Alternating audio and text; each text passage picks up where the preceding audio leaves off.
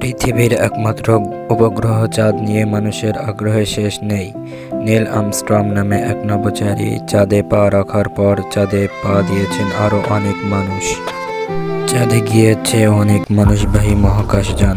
শেষবার 1972 সালে নাসার মিশন অ্যাপোলো 17 অভিযানের মাধ্যমে চাঁদে পা রাখে মানুষ। তারপর আর মানুষবাহী আর কোনো অভিযান দেখা যায়নি। কিন্তু একবিংশ শতকে মানুষ আবার চাঁদে পা রাখার সিদ্ধান্ত নিয়েছে। চাঁদে বসবাসের বৈজ্ঞানিক কল্পকাহিনীও বাস্তবে রূপ দিতে পারে।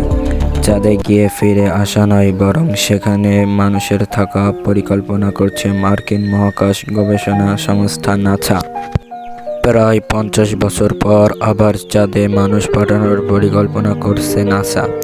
তাই চাঁদের নতুন চন্দ্র অভিযান আর্টেমিস চাঁদে গিয়ে দীর্ঘমেয়াদী বসবাস করা, চলাচল করা, খাদ্য উৎপাদন করা, ঘাঁটি স্থাপন করার মতো কাজ করার পরিকল্পনা করছে নাসা।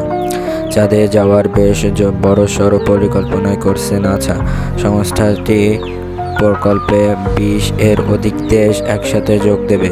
এই প্রকল্প শুধু মানুষকে চাঁদে নিয়ে যাওয়া নয়, বরং বৈজ্ঞানিক গবেষণা ও অর্থনৈতিক পরিকল্পনাও করছে নাসা।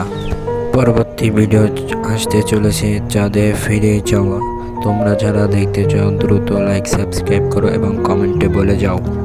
এই ভিডিওটি যারা দেখেছো শেষ পর্যন্ত তাদের সকলকে ধন্যবাদ জানিয়ে আজকের ভিডিও শেষ করছি।